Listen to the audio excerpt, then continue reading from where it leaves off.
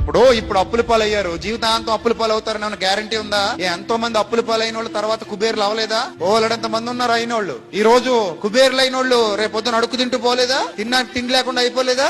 ఓలడంత మంది ఉన్నారు. అందుకే పెద్దలు అంటారు, బళ్ళు వాళ్ళు అవుతాయట, వాళ్ళేమవుతాయట, బళ్ళు అవుతాయట. పరిస్థితులు ఎప్పుడు ఒకలా ఉండవు, గుర్తుపెట్టుకోండి. చాలా మంది పరిస్థితులు ఎప్పుడు ఒకలాగే ఉంటాయనుకుని చచ్చిపోతుంటారు బుద్ధిహీనులు. వర్షాకాలాన్ని చూసి చచ్చిపోతే శీతాకాలం రాబోతుందన్న విషయం గుర్తుకు రావాలి నీకు. శీతాకాలంలో చలికి చచ్చిపోతారనుకుంటే ఎండాకాలం రాబోతుందన్న వాస్తవం అర్థం కావాలి నీకు. ఎండాకాలంలో వేడికి చచ్చిపోతారనుకుంటే వర్షాకాలం మరలా రాబోతుందన్న విషయం నీకు అర్థం కావాలి. లైఫ్ అనేది ఒక చక్రం, ఎప్పుడు ఒకలా ఉండదు. 9 నెలలు సంతోషంగా ఉండి 9వ నెల పూర్తయ్యేసరికి ప్రసవ వేదన అనుభవించి చచ్చిపోవాలన్నంత బాధ అనుభవించి తర్వాత పిల్లాడి కేరమనగానే అన్ని మర్చిపోయేవాడిని ఎత్తుకుని ముద్దులెట్టేసుకుని నవ్వేసుకుంటుంది తల్లి. అంటే ఈ సమస్యలు, కష్టాలు, కన్నీళ్లు వస్తాయి, పోతాయి, ఉండవు.